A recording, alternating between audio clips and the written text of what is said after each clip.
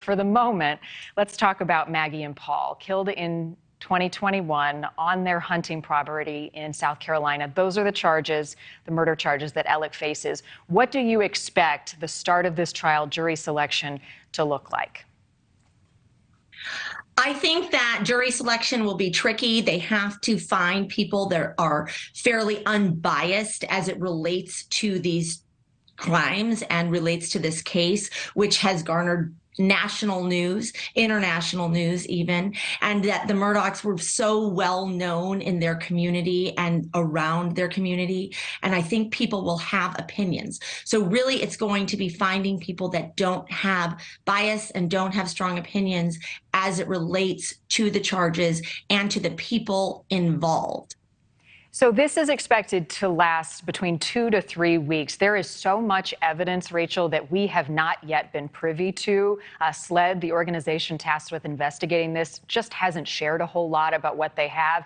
You've got prosecutors saying, we've got our guy, we've got the evidence to prove it. His defense team, who are also equally experienced, say, you've got the wrong guy. For instance, there were 2 different guns used at this crime scene. Explain that to me. So what evidence do you think each side will lean on heavily to try to make their case? Well, I think that the prosecution will lean on all of the bad acts of this man and all that he's been doing through time, and that there is no one else placing him or placing another person at the scene, that he had motive because he was involved in so many different crimes. And it's almost difficult for them to nail down a motive at this point because they don't have a motive exactly for these killings, but they have a million different things to choose from. So I actually think the prosecution's case will be narrowing the evidence as to what exactly relates to this crime and will speak to the jury.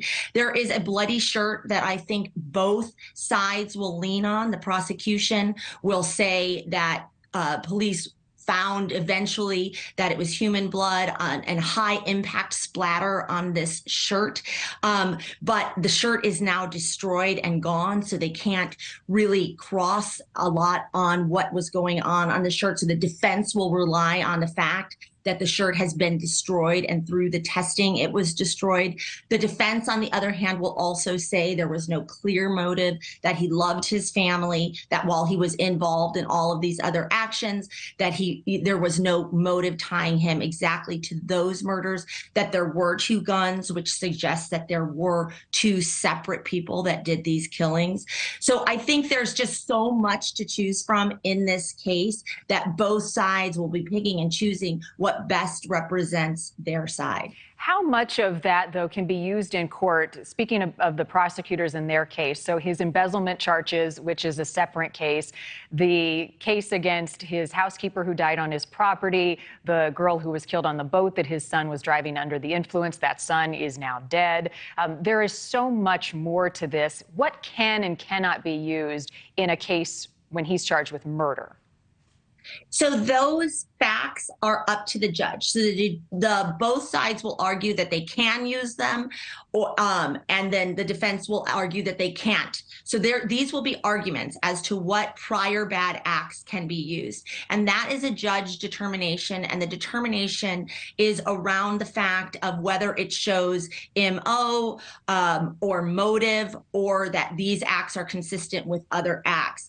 And the defense will argue that it's more prejudicial than probative, which means that this hurts our case, that once the jury hears these other bad actions, they simply can't be unbiased as it relates to the crime at hand. So, and it doesn't really provide the information that needs to be provided. So each of these facts, and there are so many, will be subject of argument, probably some motion practice and judges' rulings as it goes through the trial. And also, I think what will be so interesting, Rachel, is you essentially have a battle of legal titans, right? These are some of South Carolina's top legal minds going at it in a courtroom.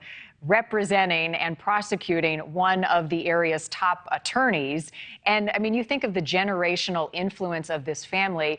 Alex's great-grandfather's photo is on the wall inside the courtroom where this case will be tried. I mean, there is just so much to this. It plays out like a movie, but it is very real. Thank you for watching. Go to newsnationnow.com to find News Nation on your television provider. And don't forget to click the red subscribe button below to get more of News Nation's fact-driven, unbiased coverage.